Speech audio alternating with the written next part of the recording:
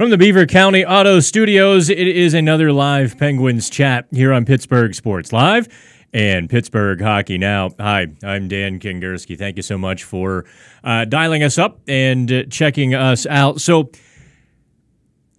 Penguins Capitals last night. I literally was up until about 4 or 5 in the morning. So many storylines rattling around, so many things contained in that game that I literally couldn't stop writing. I didn't publish a couple of the stories. I might do that this afternoon / this evening. Our young apprentice writer, Michael Doomer, also has some McCann stuff to chip into the basket as well. So there's a lot to get to, especially before the Penguins play the Buffalo Sabres tomorrow night in Buffalo. By the way, road trip, anybody? Here's what we're going to get into on today's show. We're going to talk about the differences in the Penguins now versus when everybody was kind of jumping on, up and down with that 8-game unbeaten streak in December and January. I'm going to kind of go nuts and bolts with you just to give you a bigger picture because the Capitals did a couple things last night. Let me turn my mic down just a hair. For some reason, I always talk louder when I'm live than I do when I'm not live. A little bit louder. I feel like Otis on Animal House. A little bit louder now. Okay. I'm going to have to, I'm right in the middle. I can't find the sweet spot today. Here's what we're going to do. I appreciate everyone hopping on the chat board. Do me a favor and share the videos, comment as well. Before we get into what the Capitals did last night, that is very applicable to what I'm curious if other teams can do it, will do it. Before we get into that and the Eric Gudbranson, Tom Wilson stuff, which I thought was endlessly fascinating. In fact, ESPN, real ESPN, picked up our video and stuff and put it on all of their platforms last night. When I wake up and see a couple thousand views on a video, I'm like, oh, okay, that's pretty cool. And we're going to take a look at the Penguins' upcoming schedule. I thought a very astute story today by Shelley Anderson on Pittsburgh Hockey Now. Taking a look at the next 12 games, not a cakewalk by any means. There are a couple of games with Nashville, etc. But first, I want to make this offer to you. For everyone who hops on these chats, I appreciate you so much. We've been getting hundreds, even over 1,000 for these little shindigs. If you're not a subscriber to PHN Extra, there's going to be a lot of content coming. Obviously, I think the playoffs look like all but a certainty at this point for the Penguins. If you'd like to subscribe to PHN Extra and do the annual subscription, let's do 33% off. Post your name like, hey, give me that deal. I will DM you. I will email you, whatever you want me to do. I will send you the private link. I don't want to make it public because I don't want everybody to get that. That's just for you here who join us on these chats, okay? So that would be, $18.99. A full year of PHN Extra for $18.99. Just pop in the comments there that you want the deal. Let's start with the differences in the Penguins, shall we? What you saw last night, what you saw on Sunday, was really something that surprised me. I thought the Penguins were going to go just all in on simple, grimy hockey. But along the way, they picked up something they do very well, or at least something they want to do. And that is that transition game, to play with speed through the neutral zone, controlled zone entry, and even play on the rush just a little bit. Now, obviously, we know the Penguins want to do that. That's, in their heart, that's the team they will always be. Like us 40-something-year-olds look in the mirror, don't see all the wrinkles and the crow's feet and the shrinking hairline, etc. We don't see that stuff. Boy, the camera sure does. But the mirror in my eyes don't see it. And the Penguins have been kind of caught and very guilty of that this season, not seeing the wrinkles. But what they began to do on Sunday, and they continued to do, especially when they were rolling against the Washington Capitals on Tuesday night, was play hard defense, get back into the zone, nullify the opponent's offensive chances, create a turnover, get a loose puck, and quickly snap the transition.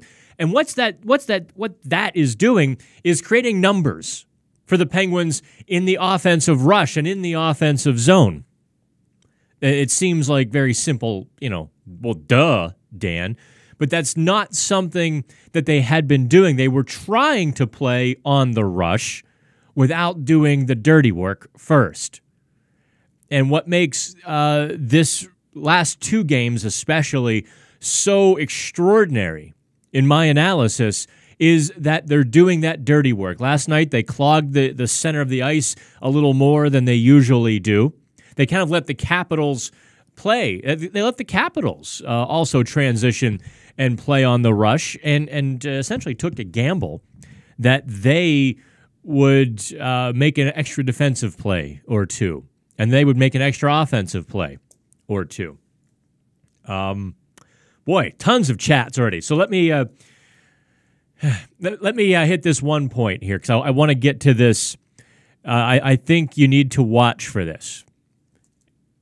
The Capitals really attacked the right wing wall last night. That means they were coming at the Penguins' left side defense at the blue line. That's Brian Dumoulin. That's Jack Johnson. To a lesser degree, Marcus Pettersson.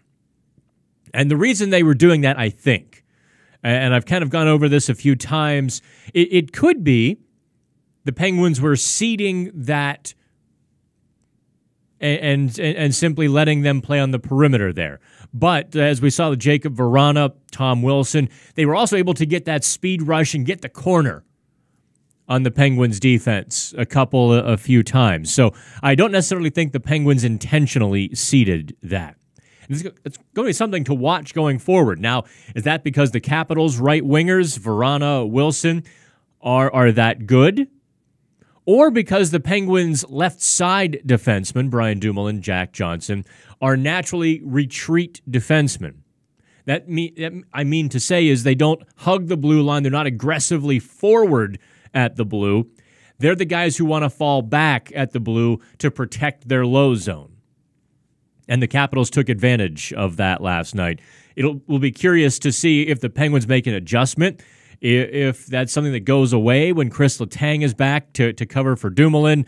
I'm very curious to see if the Penguins have a wrinkle for that, or if that's something they think they can live with because Jack Johnson, Brian Dumoulin are so good at defending the low zone.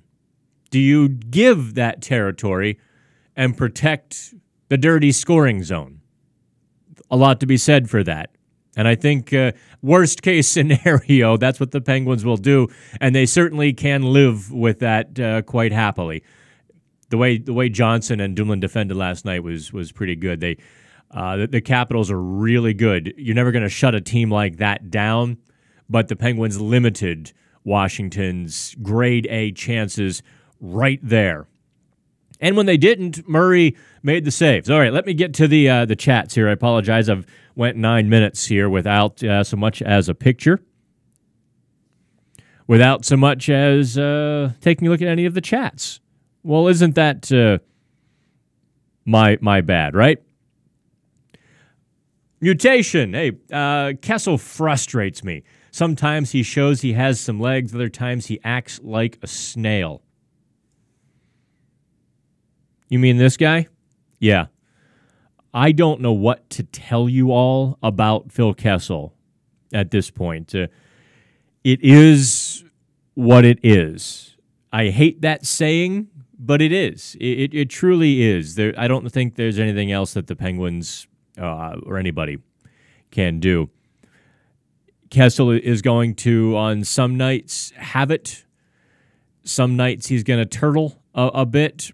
I thought he was bad for most of Tuesday night, but then he snaps a couple power play passes, looks like a genius, and everyone's happy. Look, no one can corkscrew a game plan like Evgeny Malkin and Phil Kessel, yet still come out smelling like roses. If Bukestad and Hornquist tried to play as antithetical to the game plan as Malkin-Kessel, they would be nailed to the bench, and rightfully so. Kessel's got to figure it out. And I'm sure the coaches have had a few chats. Sullivan's a hands-on kind of guy. I'm sure the coaches have told him what's required. Shoot the puck. Get yourself in a good position. Shoot it. Wasn't doing that so well last night. The turnovers, he backed off a couple of puck battles, which drew big stars in my notebook. Just because you can lose the puck battle, but don't shy away from it. And Kessel did a couple times on the wall last night. Tom Wilson eats urinal cakes. Caps fans are morons, say Tom Wilson. By the way, I don't know if you had a chance. Check out the Tom Wilson small media scrum we did yesterday. For most of it, it was Jeff Hathorn of 93.7 The Fan, buddy of mine, great guy. He and I work well together. He asks a question, I ask a question, or if he has a follow-up, he'll give me a little look, and I'll do the same for him. And we kind of, it's the way it's supposed to be in those media scrums. Isabella from the Washington Post, I think, joined us a second or two into it. And then other people kind of crowded around later, but we got some really good stuff from Tom Wilson. And Jeff and I were laughing later. On the ice, he's the most vilified person in the NHL, and rightfully so. In person, chatting with him, articulate, intelligent guy. And I thought he gave a great answer about how and why the Penguins-Capitals rivalry has changed. I couldn't get the Penguins locker room to bite. I was getting the cliche answers. Oh, it's always a big rivalry, blah, blah, blah. I'm like, okay. I'm not going to get the answer I seek. And I asked Tom Wilson right away, and he's like, well, yeah, we beat them last year. We washed that sour taste out of our mouth. And so we see this differently now. That's all I wanted. I mean, that really is it. But and then he kind of doubled down, did Tom Wilson. So watch the video. You get all of this in the first 2 minutes. You don't have to watch the full 4 minutes if you've got an attention span like mine. But he's like, well, they still got our number twice, and we only beat them once. That was interesting and telling in so much as the Capitals see like they still have a score to settle. That's something to watch as well for you all. All right, Tom Wilson says, my take after our comeback is Wilson is still a chump. Wouldn't fight 44, but threw his weight around smaller guys on the team. No, I'll tell you what, Tom Wilson. What the real Tom Wilson did last night was play hard, physical hockey. He mixed it up. He stirred it up. It wasn't that he wouldn't fight Gudbranson. The linesman got in between them twice. Those two were ready to go, and the linesman broke them up. Wilson was a willing participant, as was Gudbranson.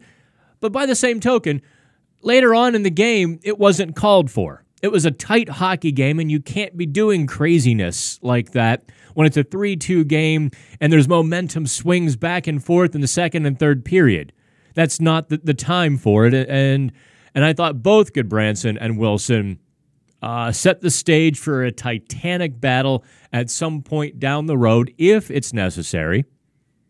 But how great was that? You know what? I have this circled. This is number 3 on my list. Let me just drop this line on you here. I know a lot of you don't want to hear what I'm about to say. Don't put your fingers in your ears. I know you want it to be true that fisticuffs and the dark arts of hockey are bad, that there's no place for them, that they don't help a team, that they hurt a team. Did you watch Eric Gudbranson last night? Do not tell me that a guy who can be an enforcer doesn't help, doesn't calm things down usually, doesn't deflect hits. Because look at what Boston, Columbus, and now Washington did. How many cheap shots did Sidney Crosby, Evgeny Malkin, Jake Gensel, Phil Kessel absorb in the last 3 games? 0? How many players went at Eric Gudbranson? Several.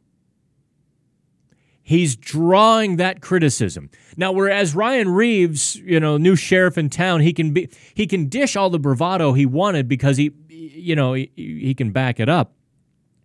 But at the end of the day, he was playing 7 minutes.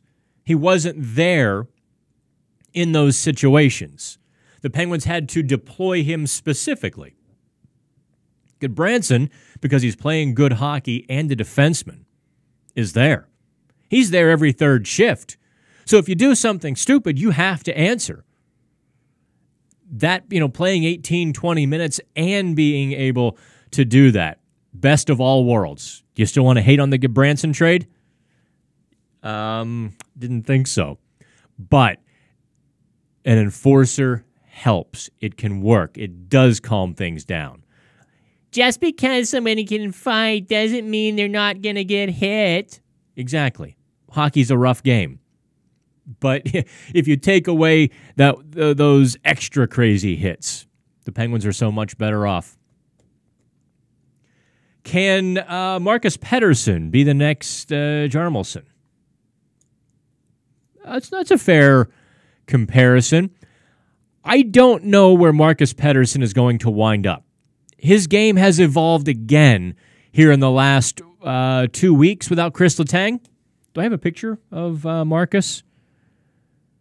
I don't think so. So I'll show you one of Malkin, Crosby, and Justin Schultz instead. What Pettersson is doing in Letang's absence, he is getting a bit more aggressive at the offensive blue line. Marcus Pettersson is stepping in hard. He's taking the top of the zone when it's offered to him and looking for a shot. That opens up a few things. Now, I don't think he really has enough of a shot to be a consistent threat, but a guy willing to uncork it. Hey, worst case scenario, maybe I think a comparison I like better than Jarmelson, who I'm not intimately familiar with him. I don't get to watch enough Western Conference games. Quite frankly, I'm writing, I'm watching the Penguins, or I'm trying to unplug for 8 seconds. So that's been the last couple of years for me. I can't say that. I was a league guy. I had my finger on the pulse of 30 teams, 31 teams then, but last 18 months, 2 years, I've had to let that go so I can write 100 articles a month on the Penguins. The comparison I like for Marcus Pettersson might be more Penguin fan-friendly. That's Paul Martin. Martin didn't have a great shot, but really worked with the tools he had. Steady Eddie in the defensive zone, good with the first pass, pillowy soft when it had to be, so on and so forth. Hello, Brad. Let's see here. It's Walt Flanagan. Walt. Wait, is that Chris Farley's character? In a van down by the river. Is that anyway? I can actually watch this live because of spring break. I'm glad the Pens look like the Pens again. It's Walt Flanagan. I don't think these are the Pens. I think this is a new, improved, and better version. This is as revolutionary to the Pittsburgh culture, the Pittsburgh Penguins culture, as 2016, and that titanic shift was. By the way, full credit to Mike Sullivan for staying the course on this, and just he kept pushing, he kept adding guidelines and guardrails and driving towards this ultimate conclusion. Stick tap, of course, to Jim Rutherford. A month ago, a majority of Penguins fans, at least online, were ready to send him out to pasture. Now he's their buddy again. You look at the trades, Bjugstad, McCann, Gudbranson, I think all home runs. Just knocking him out of the park. Yes, Daniel Sprong scored a goal last night, but he's not going to even score 40 points He's not on pace to score 40 points. And he was scratched, etc. So that, look, the Penguins got Marcus Pettersson for him. You want to call that a bad trade? Yeah, Tanner Pearson for Carl Hagelin certainly wasn't a winner. Can't win them all, I guess. How many cups of coffee do I drink in a day? None. Well, I take that back. I'll have a few a week. I had a Canadian mocha last night. You guys know what a Canadian mocha is? Black coffee, add some cheap hot chocolate mix, add in your Swiss Miss. There's your Canadian mocha. Best thing. Glad the Pens beat those punks, says NES. Yeah, I get that. It was fine, damn it, Dan. What was fine? I'm sorry, I'm lost here on your mutation. Train fan, what do you think of Gudbranson's physicality? You know, I know a lot of you are new to me. Maybe you weren't with me when I started here back in Pittsburgh on 93.7 The Fan in 2014. I just took endless piles of garbage from Yinzers who think hockey is played like they do it in the KHL. And here I am. I fully admit, and I'm proud of it, that I've got a Canadian bent to the game. I feel like when I was exposed to that, it made total sense. And it was like hockey went from the Matrix to seeing it in person. You know, I had that transformative experience. Physicality is 100% necessary in the game, and Gudbranson is dishing it in very good measure. He's not an all-star defenseman, and I don't, and I worry that some fans are now pumping his tires too much, and they're going to be disappointed then if he has a couple bad games. Gudbranson is a good defenseman. He's solid. He's a C+B defender who has great value as your third pairing guy for all the things you saw last night. Wait, do I have it? Stick Tap Post-Gazette. This is the Post-Gazette's picture. My photo service, the one that we pay. Not so much photojournalists. I can't believe this was right in front of them and they missed it. So here's the Post-Gazette picture. Full stick tap to them. Let me take it off of there. Yeah, there's Gudbranson just mauling Wilson. Just an amazing photo there. And you know, we had a chance to chat with Eric Gudbranson yesterday too. He's got that quiet enforcer's confidence. By that, I mean, he's like, I don't want to talk about it too much. Yeah, I'm going to have to watch Tom Wilson. He was honest enough about that. He didn't give us, a blow-off answer like, no, I'm going to go out and play my game. He admitted he had to watch a few guys, and that's part of his game. But then he kind of shut us down, so I don't want to talk about it too much. That video is also on Pittsburgh Sports Live, the YouTube channel. Check it out. And I know a lot of females, a lot of ladies watch these live chats. I'm not above tossing some beefcake your way just to get a couple clicks, too. I'm not too good for it because you're certainly not getting it here. My apologies. Guy in the Mr. Rogers sweater and red watch.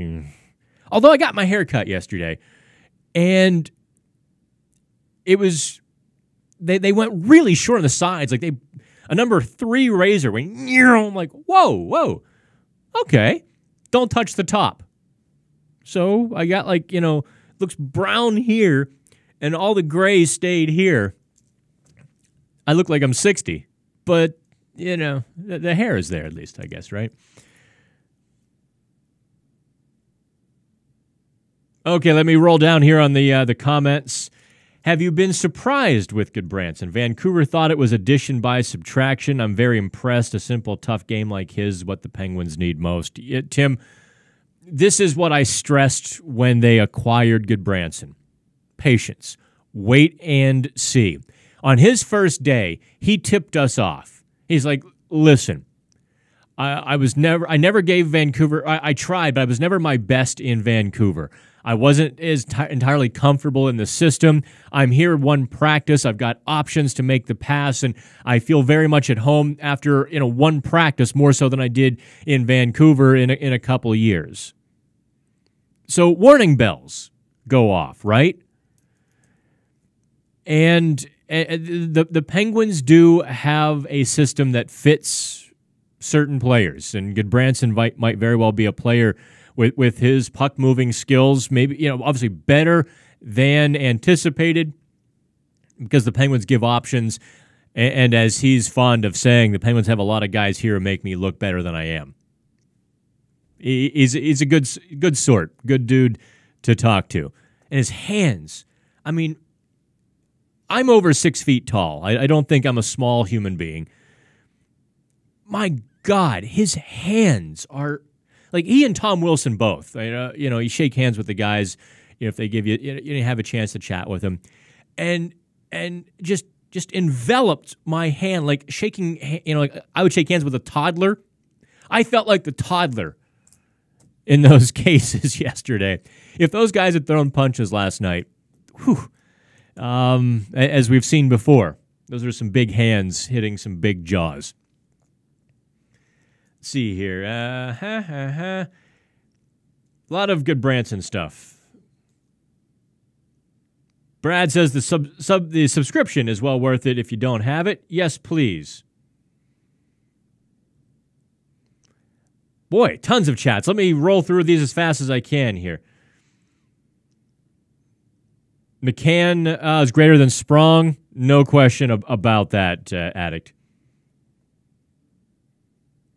Winning cures everything in Pittsburgh. It does, but, I mean, I think here's why Pittsburgh hockey now grew, y'all.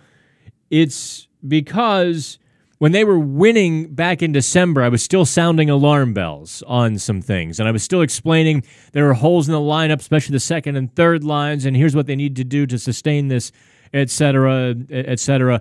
And get back to my original point at the top of the show.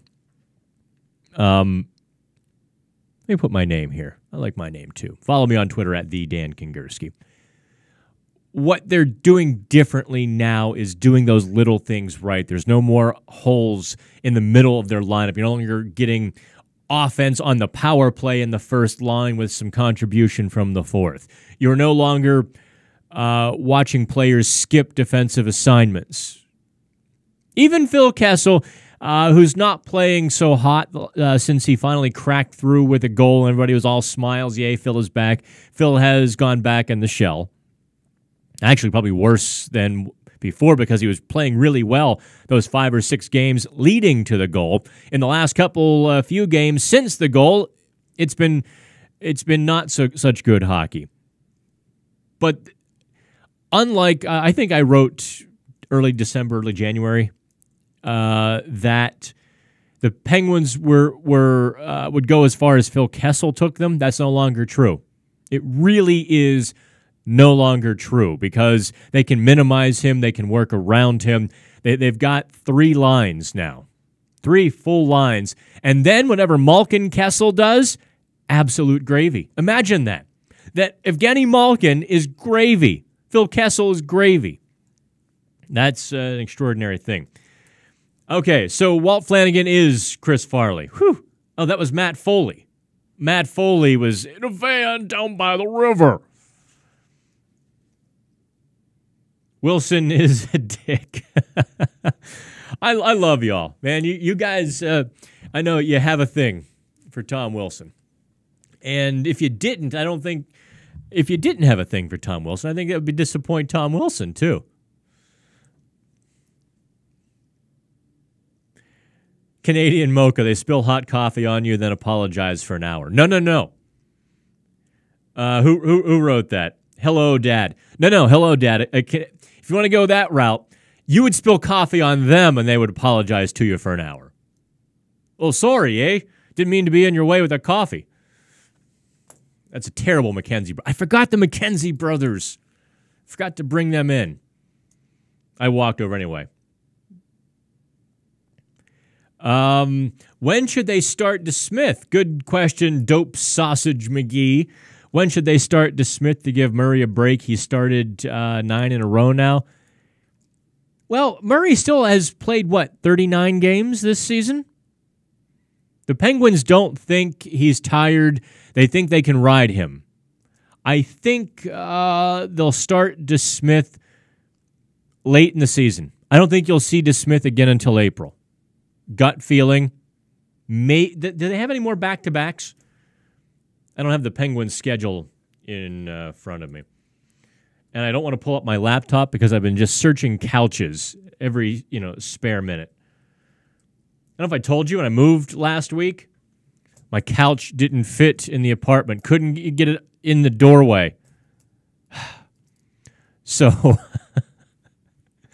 what an epic cluster that entire situation was for months. And it culminated with me losing my wonderfully comfy black leather couch that was just so bachelor pad-esque. But it was mine, and it was paid off. Okay, so back-to-backs. Let's see here. I don't see any coming up for a little while. The Penguins certainly didn't get nailed with 19 back-to-backs this season. No more back-to-backs.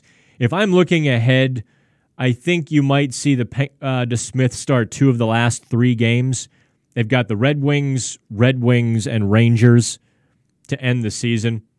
I think you'll see DeSmith in probably 2 of those 3 games, assuming there's not much left to play for.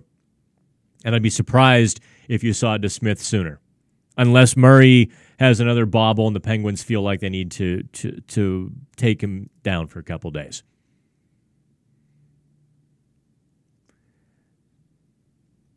Oh, yeah, Medina. Yeah, you know what a Canadian mocha is. That little bit of milk, too. That works. All right, let me... Comments, fast and furious. I'm trying to make sure I get to them all. Matt Murray's glove hand still sucks. Man, Jim, you're just all sorts of cheery today. I think you needed a Canadian mocha. What did I think of Bluger? Good, great question. What did I think of Bluger on Malkin's line? I thought that... here's Kessel skating, and I thought the line was horribly mismatched last night. Didn't think much of it. Just Bluger didn't play poorly. He tried to do his job. It was just a zig when they zagged. He zagged when they zigged. There was no cohesion or coordination with Bluger on that second line last night. Just wasn't there. I think the 2 guys who can play left wing on that line, Zach Aston Reese, Brian Rust, are on the shelf. I don't know what they'll do in the meantime, because maybe Simone steps in and takes that left wing spot with Kessel and Malkin. But that's dangerous, because then you're asking Simone to be a hard defender in his own zone. And while he's hard on the puck, he's not a big enough defender that he can go do the dirty work in the defensive zone while, if one of those guys falters. So that's a dangerous combo. I think you need a Rust or a Zach Aston Reese who can hold their own more so physically.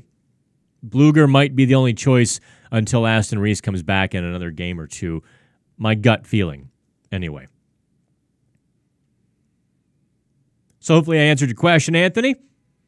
Love when Caps fans commented Sid was scared of Tom. I didn't see that. I was disappointed. There's a Capitals blog that I thought was more legit, and they just were pumping Tom Wilson tires even after the game, and I was disappointed. I thought they were more of a serious entity, but whatever gets you the clicks, whatever you have fun doing, and if it's making money, have at it. I just I was a bit disappointed.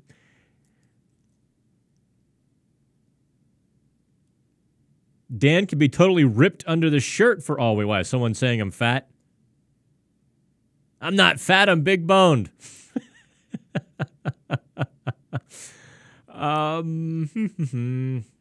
trying to think of where. Oh, no, I did not go to the Epiphany Fish Fry. I didn't get there. Hopefully I get there this week. Well, life, man. Life goes faster than I can even handle it sometimes. I just have to start picking and choosing. Okay, cool. Everyone's having like a chat on their own on the message board. Okay, here we go. Any insight on what was said at the end of the game between Crosby and Ovi when they were hugging? They wouldn't talk about that. I'm sure it was hell of a game. Glad we kept it clean. We're going to see you again in a few weeks. Whoever said that, the other one probably said, yeah, I'll see you again in a few weeks. Tell Malkin I said hello. Trotman kind of sucks. Jeez, man. Some of you guys can't be pleased. Zach Trotman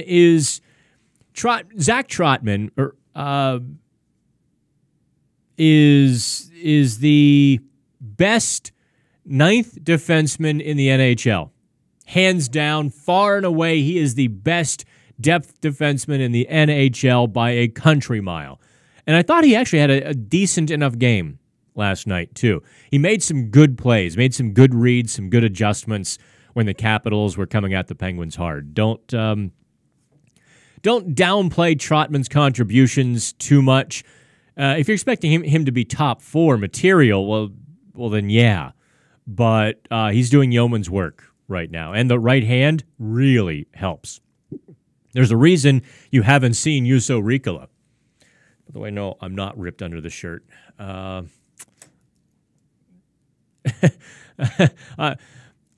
Especially the last few months when I've had no space, no time. Those 3 a.m. pizzas don't help. Just try the Canadian mocha. It's pretty good. Phil actively trying to be part of the solution and adjust to the way Sully wants the team to play, or is he just riding along? Phil plays Phil Kessel hockey.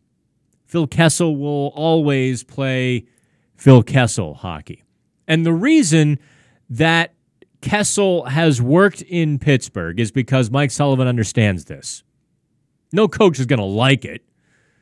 And Mike Sullivan has done his best to coax as much as he can get out of Phil Kessel without alienating Phil Kessel. You can ask Ron Wilson and Randy Carlyle what happens when you demand Phil Kessel play your style of hockey and not Phil Kessel's style of hockey. You lose the player right quick. Is this falling? Or am I just, am I moving?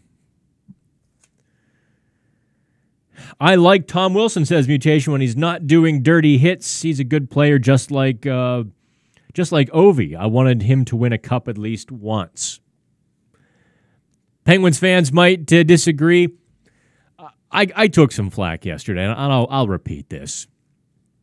Tom Wilson, if you removed those idiot hits from his resume, is the premier power forward in the NHL.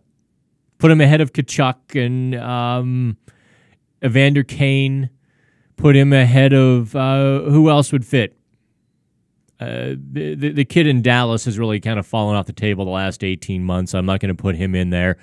Dustin Brown is at the end. Who else would you make a power?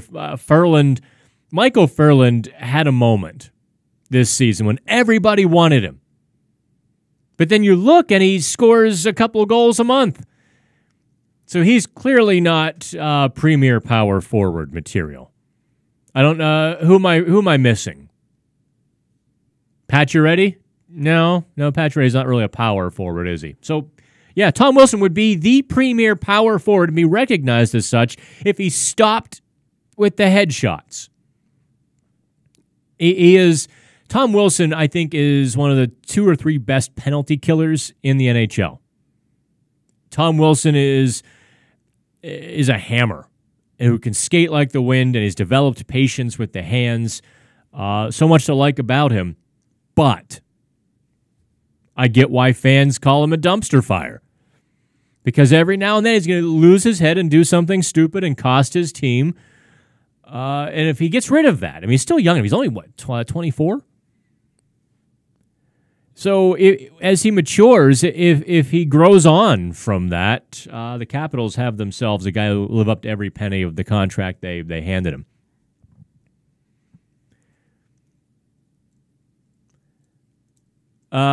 Waste of a good couch. Oh, yes, it was.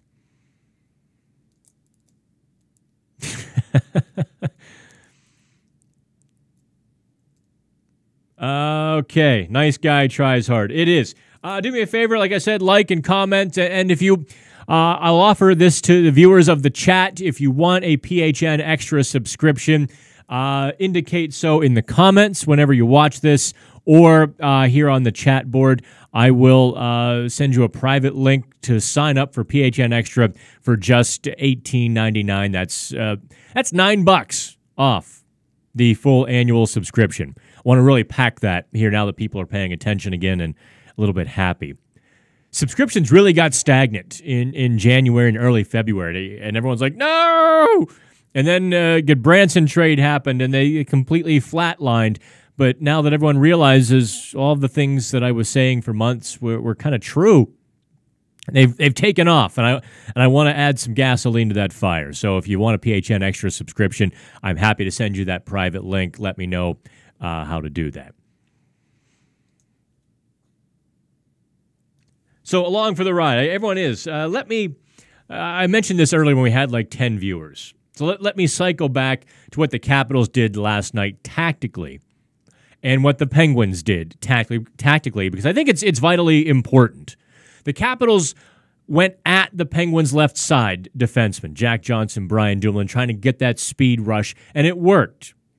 By the way, if there's one center in the league who makes Crosby look mortal, it's Nick Backstrom, isn't it? Backstrom consistently gets chances and goals against Crosby that no other center gets. And that I find interesting. It's almost a rope-a-dope because Crosby gets too aggressive against Backstrom. And all of a sudden, the Capitals put it in their net like they did. Crosby was beaten to the zone on the Capitals' first goal last night. The Capitals both attacked that right wall and got numbers on their transition game. Backstrom beat Crosby, and so Verana had space in the right wing circle, and he whipped it past Matt Murray. That was a pretty good. That was a pretty good shot. Now I want to see if Buffalo, if Nashville, if other teams begin to attack the Penguins' left side defense. That was one thing that I noticed. There are fixes to it if you think it's a problem. Now, also, obviously, one fix for everything is getting your forwards back in the zone, getting your forwards back behind their own blue line to clog the zone. You saw the Penguins do a good bit of that last night. And you saw them transition. There was a lot less dump and chase hockey, a lot less chip off the wall and go get it, a lot less throwing it to good ice and trying to go get it. There was a lot less of that. It was a glorious game in my mind. Whether the Capitals won, the Penguins won, I was just in heaven watching that game. And I loved how the PPG Paints crowd responded. Down in the corner, I think it's about section 216, 217, 218, around there. Maybe it's 117, 118, kind of in that corner of the visitors' goal. Those fans were driving the chants last night, and they added so much to the atmosphere. I'm not going to hide it. PPG Paints Arena, the Penguins crowds have been absolute mausoleums for years now. And I saw hundreds of people, not thousands, fortunately. They were leaving with 7 minutes to go in a 3-2 hockey game. You have got to be kidding me. Pens Capitals in March. You're leaving? You're not that important. That extra 15 minutes to get home, you know, if you have to be home by 9:30, don't go to a hockey game. sometimes things happen. I get it. I had to leave early once, too. Once. Never forget it. Never do it again either. But it's hundreds. You're not that important. On Sunday, thousands bailed in a close hockey game. It should have been rocking the joint, and you know, I expect a home crowd to shower praise upon their team for a good effort, not go, oh, okay, cool, time to go. That drives me nuts. Toronto's having the same problem. You know, except Toronto's fans are turning on their in-arena guests. The Penguins fans aren't doing that. I still get, you know, the bloggers. It's their ticket. They can do what they want. Well, sure they can. I can pick my nose in Starbucks, too. Doesn't make it right. Doesn't make it cool. Let me get back to the chat board. Because I've kind of hit most of the main topics I wanted to today. It is, we're 45 minutes into this craziness. And I do want to give a little shout out to our sponsor, Beaver County Auto. I know everyone buys a car in the summer. Here come the big rebates. They've got all the new brands, models up there. And if you make the drive north, you get a better price, too. Especially when you say, hey, the guys at Pittsburgh Hockey Now and Pittsburgh Sports Now have been pumping your tires. Well, they'll definitely go, oh, really now? Here's a little something extra. Can't tell you. You have to go.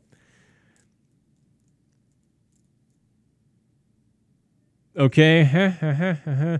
Do you see the Pens moving up quick in the division? Dylan asks. No, I don't. I see them creating separation between they and Montreal. I think that's the best the Penguins can hope for. They might. I think they'll beat Carolina and take the third spot. But unless the Islanders or the Capitals really hit the skids, and the Penguins are not going to win the next 12 games. Probably not. They did in 2016, didn't they? They essentially ran the table. They lost to the Capitals on March 1st. I should talk about that game someday because I was in the locker room afterwards, and I wrote about it, and it was an extraordinary scene. But, they lost on March 1st. They were livid that they lost. They blamed themselves. They kicked themselves, and they were just angry then for the next 3 months as they laid waste to everyone. I don't think that these Penguins will do that. I don't think they have to. But I think they'll surge past Carolina, put some space there. I don't think the Capitals and the Islanders are going to come back far enough. There's only 12 games to go. Let's presume that in the next 12 games, the Capitals get, of a possible 24 points, let's say the Capitals only get 16. That means the Penguins would have to get 20 of the next 24. That's probably unrealistic. That's winning 10 of 12. Same thing with the Islanders. You know, even if one of those teams would have to get 12 or 14 of the next 24 points, and the Penguins would have to get 18 minimum. So I don't see them finishing first or second. But not getting that second wild card position and getting dumped into the Atlantic playoffs, huge. Whoever wins that second wild card, lamb to the slaughter. Tampa Bay has a chip on their shoulder the size of a boulder, and they are going to just go through anybody in the first round. We should talk about this one day, too. I think there are two teams that can stop Tampa. One, the Washington Capitals. Two, the Pittsburgh Penguins. And whoever wins the Metro is going to have a real shot at Tampa, especially the way the Penguins are learning how to play low hockey and the transition game. I think that really matches up well with Tampa. Might come down to a goaltending battle. And that would be interesting as well because the Lightning have ridden Vasilevsky very hard. Okay, where were we?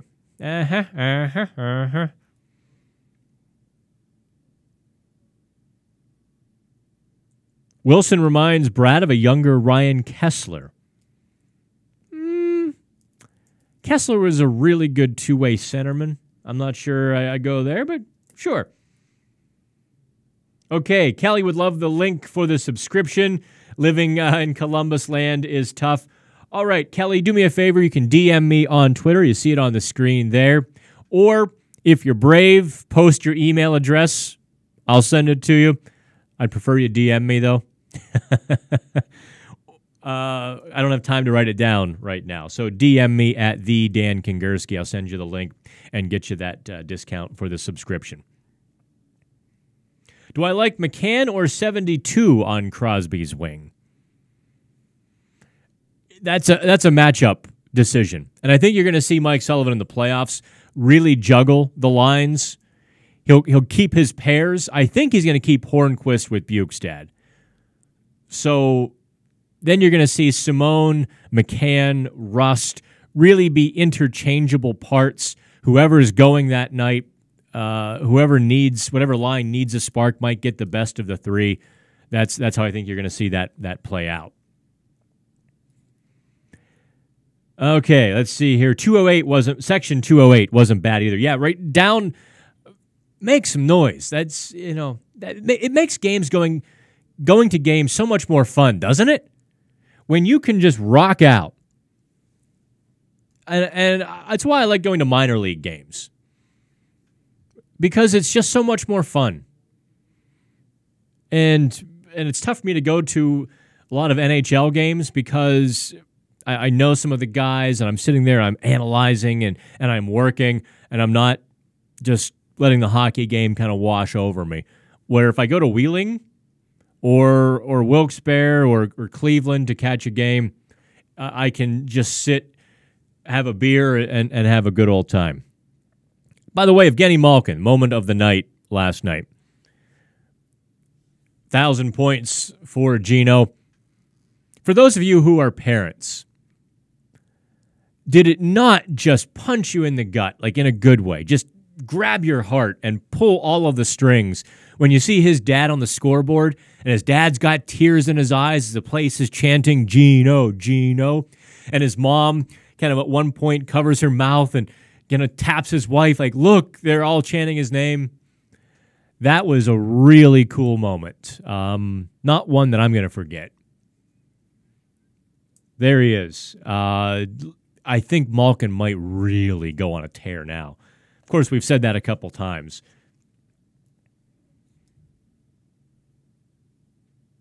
Do I think Guentzel will hit the 40-goal mark? Yes, I do. I think Gensel's going to... What's he at, 35 now? He's got 12 games to get it. The way the Penguins are playing, I think Guentzel probably gets 7 or 8 more goals this season. I think he gets 40. The question is, can Crosby hit 40? Crosby's at 32 with 12 games to go. That would be interesting, wouldn't it? If everyone is healthy, Thomas asks, if everyone is healthy for the first round of the playoffs, let's say against the Islanders, what are my 4 lines? All right, let me pull this back up. Let me pull me back up. I don't know why you want to look at me, but I want to look at me. So let's see here. My lines to start, I think I go McCann, Crosby, Guentzel. Gensel's done just fine on that right wing. No reason to muck with it. Rust, Malkin, Kessel. Actually, no. Let me take that back. Yeah. Rust, Malkin, Kessel. Possibly Zach Aston Reese. Those two could be interchangeable. Then you go... No. Okay, I do want to put Aston Reese on the second line. Doing this out loud. Aston Reese, Malkin, Kessel. I like that. I think Aston Reese will come back and they'll have that renewed chemistry. Third line, add some speed to that left wing. Rust, Bukestad, Hornquist. Then your fourth line, Simone, Cullen, and am I missing somebody? Wilson. Who am I missing? Yeah, who's the 13th forward? I'm drawing a blank. Let me pull up. No, it won't say. I'm missing somebody, and I apologize. I'm missing somebody who should be on the fourth line ahead of Garrett Wilson. Teddy Bluger. Okay, so you might see Bluger, Cullen, and Simone. Bluger, Cullen, Simone. Worth a shot. Might be too small. Might be too scat line-like, too water buggish. You might have to put Wilson ahead of Bluger, actually. Okay. Boy, the numbers are climbing, so heck, I'll keep going. Let me... I guess, yeah. I'll give that to give my voice just a momentary rest. I think this is kind of the Penguins' mantra. And here we go. Let me see. Let me grab more questions. If you're going to leave the game early, Brad says you have to leave before the third period. That way fans really want to be there, can take the good seats. I have had this idea for a long time now. And by the way, if you haven't subscribed to Pittsburgh Sports Live, please do so. I haven't shared this on Twitter yet either. I should do that. I've had this idea. I think hockey rinks and arenas should make the low seats less expensive. Make the upper bowl seats, add more restaurants up high, add some leather, do whatever. Let the bourgeoisie up there who don't really care about the hockey game, that they show up in vehicles that, take up 3 parking spots. They were at dinner, 10 minutes beforehand. They come rolling in 5 minutes into the game. They sit down. They talk amongst themselves the whole game. They get up and leave with 7, 8 minutes to go because they don't care. Put them up high. Can't see them. Out of sight, out of mind. Put your carving stations up high. Put all the amenities you want up there. Get them out of the way. Let your crazies down near the ice level. Let that attitude and that passion and intensity from the fans be around the bench, be around the players. I think that would create an intensely more enjoyable arena atmosphere for everyone. The bougie folks up high, look at me using popular slang now, bougie. The folks up high can look down on everybody else and leave early and no one notices. They don't make any noise anyway. And the kids and the people that are having a good time are all grouped together. And truth be told, I don't know why the higher seats are so much less expensive at a hockey arena. They're the better seats. Somebody on Twitter the other day said, "Oh, I'm saving up to buy the good seats down low." No, buy the cheap seats. Get yourself at center ice or at a blue line or heck even on the goal line for $50 or less some nights. Get that seat. Look, there's a reason why the press box is up on top. Not just because hockey teams don't want us taking expensive seats, but because you can see so much more. You see the play develop. You can see who missed the assignment. You can see the totality of the game. So if I had to buy a seat and they were equally priced, I'd take up high every time. Let me get back to the board here. I'd fine season ticket holders who don't fill their seats for more than 3 games in a row.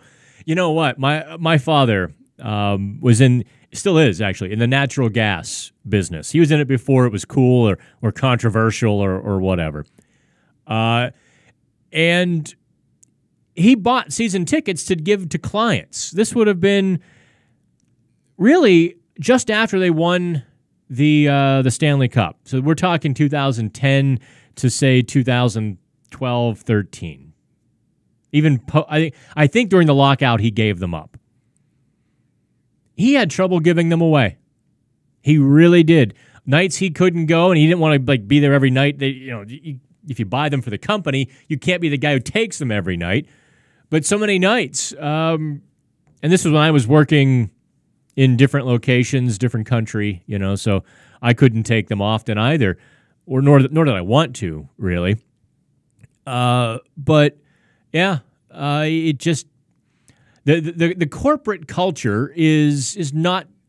They give money because they think they're going to impress clients. It's why you see sections 102, 103.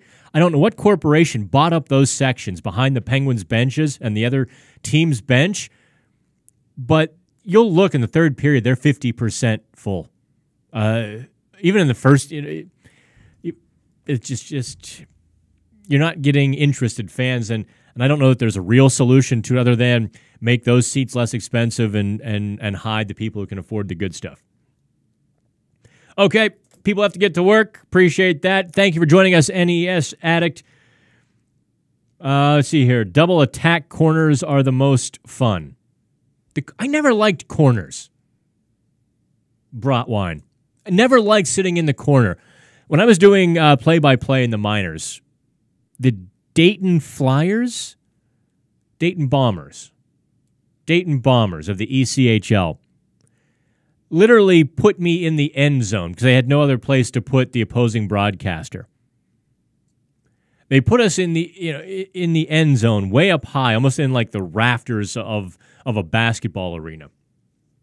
And so the entire time, I'm trying to get my left and my right wings straight because the play is coming at you. You can't see numbers when the play is coming at you, and you're like, oh, crap. That's Sidney Crosby coming at me. You can't see. Heads down half the time, unless the play was really recognizable. And the opponent you'd see a few times a year, so I had no idea who the heck they were, and they're coming at me. I'm pretty sure there was a guy, what was his name? Mark Thompson, I think was his name. Like number 19 or 20. And he just had the hell of a game one night. Every time I couldn't tell, that's who it was. Brad Thompson. That's who it was. He had the game of his life, let me tell you. Let's see here. Okay. Gensel on the Penguins post-game radio mentioned the fans' energy after the tying goal and go-ahead goal. Do you think the players really feed off that, or is he just pleasing the listener? Last night, they fed off of it. Last night, it was level 10. And this is what gives Nashville and Winnipeg, and Vegas found this out too. It gives them an advantage. When things are going sideways and the fans start chanting for you, and you look up and you kind of realize you're on home soil, it does have an effect. I'm not saying, if the crowd's between the lines, players tune that out. But when the crowd finds level 10 like PPG did last night, my ears were ringing during that minute 48 explosion. Yeah, it does have an effect. You can feel it. You can feel the vibrations of the sound. And people pounding on the glass and the place going nuts, and all of a sudden you get caught up and swept away in it. Even the most hardened guys have to, they know. So no, I don't think Gensel was throwing you some sugar. I think he was legit on that. The Penguins were sleepwalking. McCann gets that steal off Kuznetsov, blew around Orpik. I wrote it wrong last night. My apologies. McCann gets that, and the place was like, finally, and it echoed. It was really cool. I'd like to see the Pittsburgh hockey community, and this is why it's important to me that the in-game atmosphere be good, because I've covered the terrible moments of this franchise here in Pittsburgh. I've been there for those moments. And when the fan atmosphere is bad, it begets worse. So last night, when it was loud and people were engaged, that brings people back to the arena. That involves the casual fan. That pulls them into our little conclave here. When it's a mausoleum, that drives the casual fan out of our little club that loves hockey. So I think fan experience, and the Penguins have to up their game in a few areas too. I don't mean to excuse them either. there's a couple things that the in-game thing that the Penguins don't do as well as most other teams.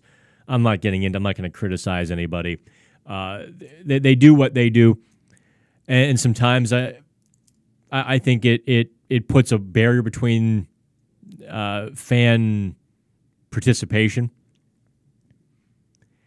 It's important to rock the arena so when the Penguins are 500 in 5 years, because that's the best they can do, it's still a fun place to go, and you also want to take the kids, and the kids want to go. That's, I think, hugely important. Okay, yes to 40 goals, Sid 100 points. Yep. I was just curious in case it was, it was electric last night. You could feel it. Both teams could feel it. And both teams were feeding off of it. It was a lot of fun to cover and be a part of that because all the Caps fans too. It was enjoyable for me as somebody who can't participate in that anymore to see so many people having a good time. Okay, Cole, what do you want to see my thoughts on? Hope to see my thoughts on it. What do you got? Let me know. So I've hit everything. We've done an hour 6 here. I'm going to give you the last call because, well, I want to eat. And I do want to get the Eric Gudbranson. Gudbranson was laughing in the locker room last night about the Tom Wilson scrap and us making a big deal of it. I want to get that article up on Pittsburgh Hockey Now. So do me a favor, click and subscribe and join the party. So I'm going to call an end to this. Like, subscribe, comment. If you want the discount for PHN Extra, and I hope you do. I'll give you $9 off the annual subscription. That's 33%. If you want the $9, DM me at the Dan Kingerski, or you can post it in the comments here, and I will send you the private link. Otherwise, hey, I'm also cool if you want to pay full price as an extra little donation. I'm also cool with that too. All righty, we will talk again, kids. I will do one of these next week. I'll have some Penguins quickie videos coming up as well. I want to look at the Buffalo game next and see some of those X's and O's and those details too. All right. Eat fish on Friday or eat meat. I don't care. Talk again soon. Have fun.